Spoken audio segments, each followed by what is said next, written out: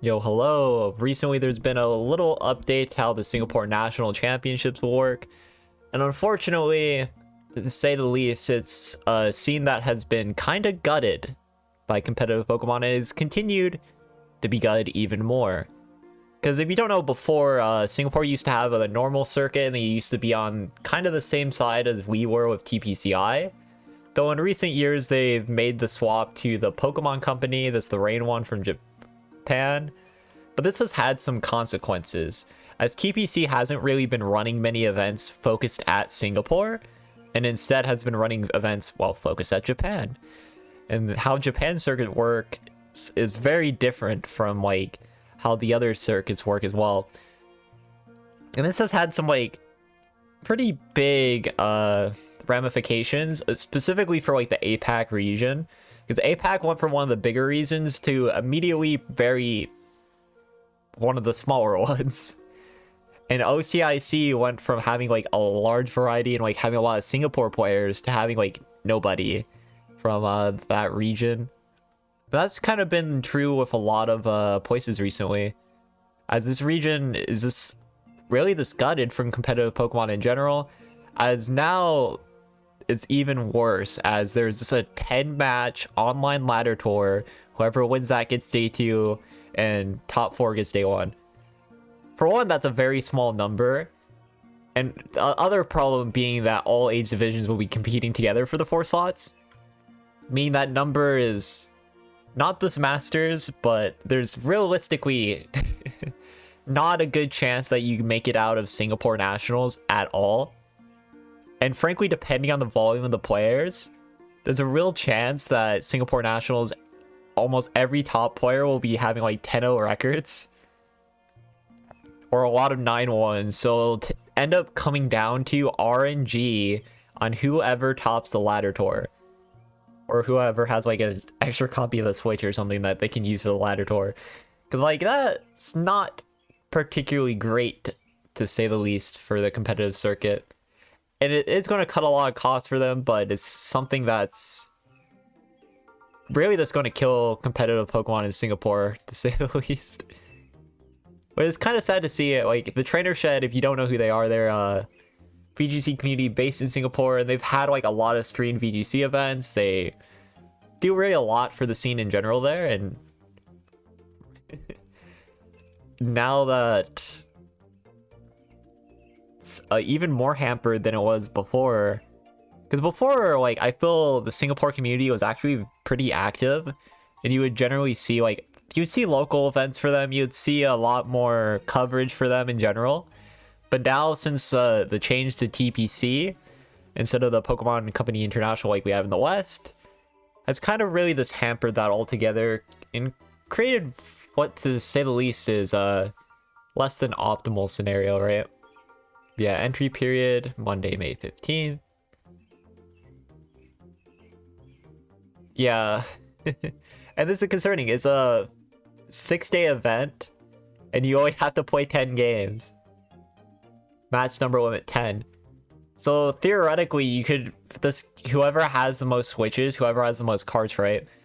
Everyone who qualifies through this event should be 10-0. Everybody should be 10-0 if they're going through this event. Which this creates a very it's not good scenario where it's essentially this RNG who's actually going to make it out of this competition, because one is way too long for the size of the event, and for two, it's like long enough where you can run like a lot of different cartridges, and this end up creating a lot of problems in that way too. So it doesn't really seem like a high competitive event, you know? Like, this doesn't seem like an event that would elicit these guys are getting day 2 worlds, these guys are getting day 1 worlds, and that's kind of concerning in its own right, that this isn't really an event designed to really test the top level competitive players of Singapore, and more so this event to save money, it seems, you know?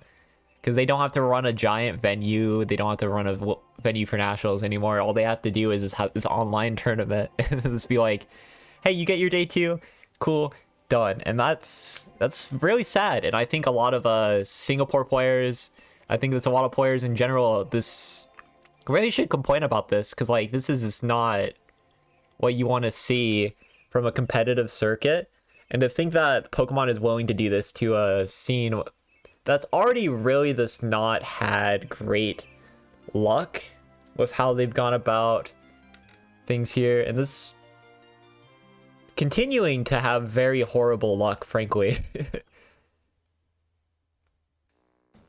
And this isn't thus Singapore, by the way, either. This all of East Asia will be having this scenario too. Like, if you Philippines, Malaysia, Singapore,